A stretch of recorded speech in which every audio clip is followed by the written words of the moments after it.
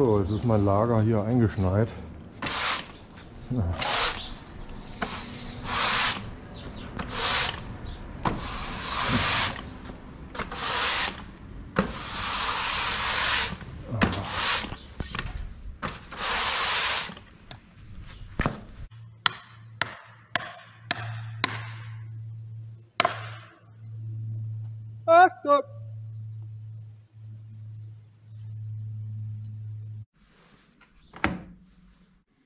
Hier haben wir jetzt so einen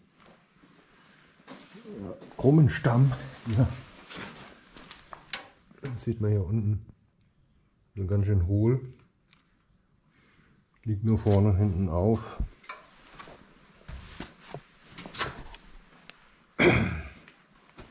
Aber trotzdem, so aufgeschnitten, er ist dick genug, um dann die Bretter, die ich daraus machen will, also 30 mm stark, mindestens 10 cm breit, dann ein bisschen plus, wenn es ein bisschen breiter werden, dann ist das auch nicht schlimm. Das heißt, also brauche ich, um diese 10er Breite zu machen, mindestens 20, plus halt der Verschnitt, der dazu kommt. Das ist dann hier meine Schnitttabelle. Ich kann mal zeigen.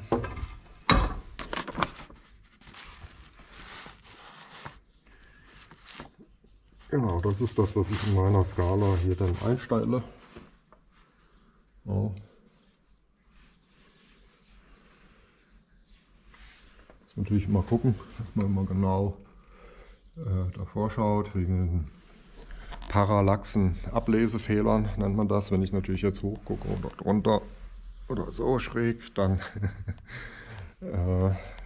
verändert sich natürlich auch hier der Ablesestrich. Also immer möglichst im rechten Winkel da drauf gucken.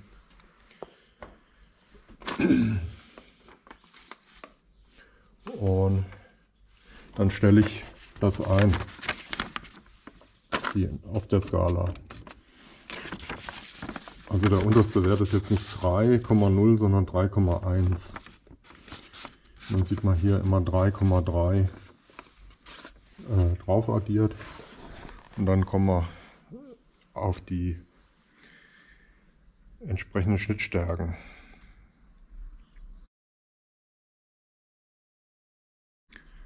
Genau, und das in der Tabelle sehe ich dann,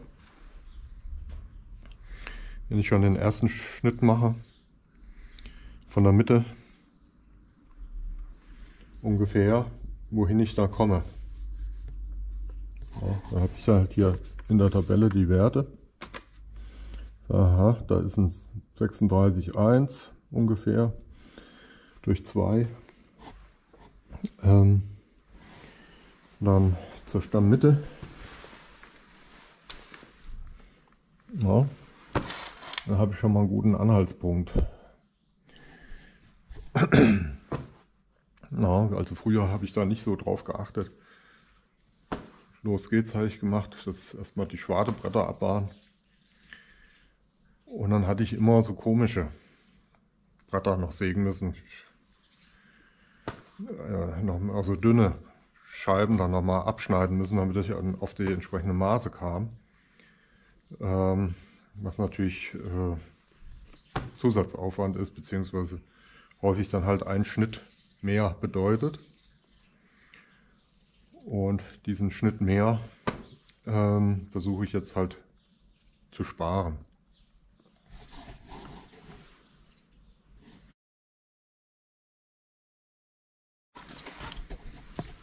Haben ja 5 cm, müssen wir hier schon mal von vornherein abziehen, wegen dieser Krümmung, die da drin ist. Ne?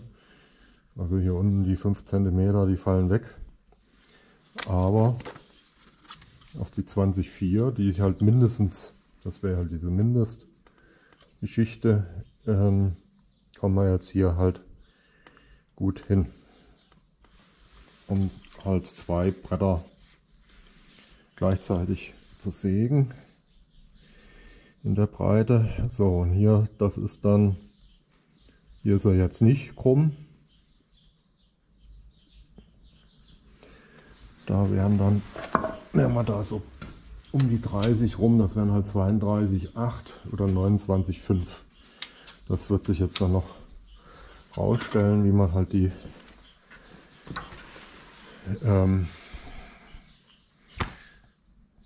Schwadebretter sägen, wo wir dann sinnvollerweise hinkommen.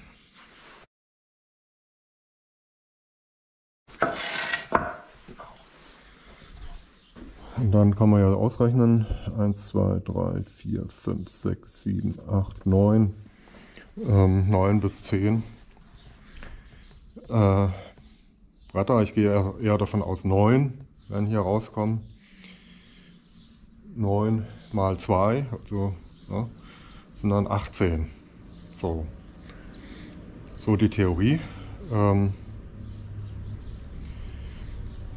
Bei den vorhergehenden Stämmen, da habe ich 16 ausgesägt. Wenn jetzt hier 2 mehr rauskämen, wäre das schön. Dann kann es losgehen. Ich hoffe, ich konnte euch ein bisschen was erzählen von dem Bemessung des Stammaufschnitts und auch einer herkömmlichen Tabelle. Kein Computer hier, der die Schnittstärken berechnet.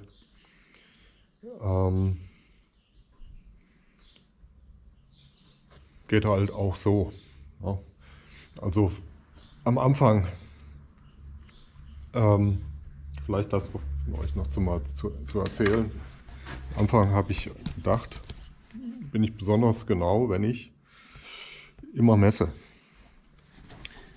Und zwar, dann sieht man hier halt die Zähne. Ja.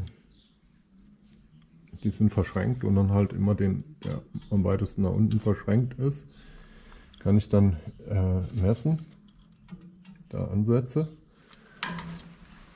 und dann das messe. Das ist allerdings, hat nicht so gut funktioniert, muss man ganz klar sagen. Da immer mit diesen Messungen, das ist ungenauer, wesentlich ungenauer, als wenn ich hier nach der Skala gehe, mir da halt diese Schnitttabelle mache und dann strikt nach der Skala gehe und muss ich natürlich am Anfang gucken, wie habe ich die Skala jetzt kalibriert. So, hier bei mir sieht man jetzt bei diesen 3,0er Stärke, muss ich 1 mm dazu rechnen, das sind das 3,1. Das ist mein Basiswert, also mal das unterste Brett, was da verbleibt. Wenn ich das auf 30 mm sägen will, muss ich auf der Skala 31 mm einstellen.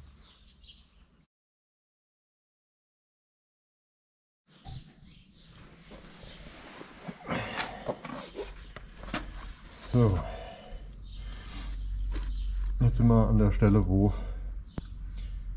die genaue Bemessung erfolgt. Jetzt sieht man hier, vorhin hatte ich ja gesagt, dass wir vielleicht 18 Bretter rauskriegen. Jetzt nach Schnitttabelle müssen wir aber da 3, 4, 5, 6, 7, 8, 9, 18 Bretter, genau, 29,5.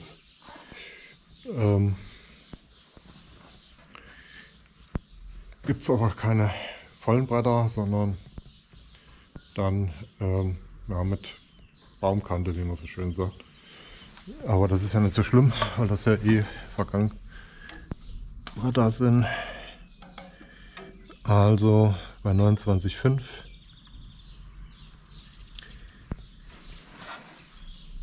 muss ich jetzt hier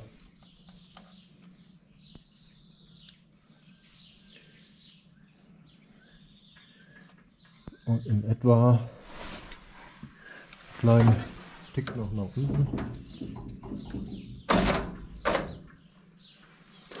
So.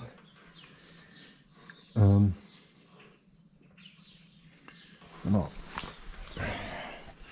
Und dann, wenn wir dann noch zweimal gedreht haben, dann genau auf die 29,5 sägen. Gut, zeige ich dann noch. So.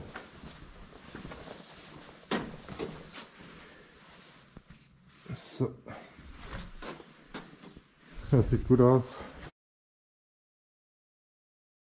So. Sieht man natürlich hier ganz schön Verengung. Das gefällt mir noch nicht. Ich hatte jetzt ein bisschen mehr dazugegeben. Jetzt werde ich dann doch jetzt auf die 20,4 gehen. Das Minimalmaß, damit das hier da ein bisschen besser aussieht.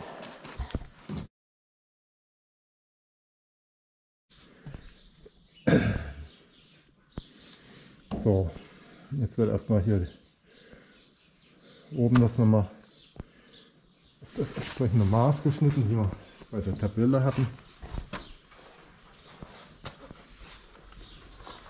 Wir sind jetzt von 29,5 ausgegangen und haben aber hier eine Verjüngung. 29,5 ist da weit weg.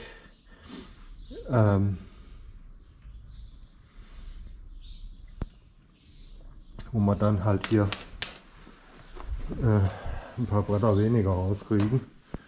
Aber nichtsdestotrotz ist dann 29,5 jetzt der Schnitt. Und dann wird also der erste Schnitt, das erste Schnittmaß, und dann wird weiter nach der Tabelle abgearbeitet. So, ja, schon ein bisschen gesägt hier. Das eine Brett hier ist Ausschuss.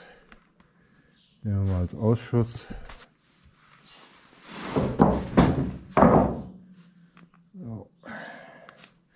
Die werden jetzt erstmal gestapelt.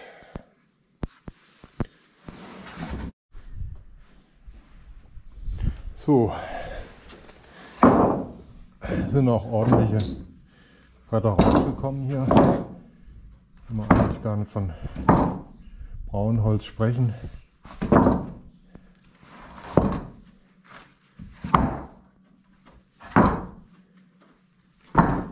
Sehr schön.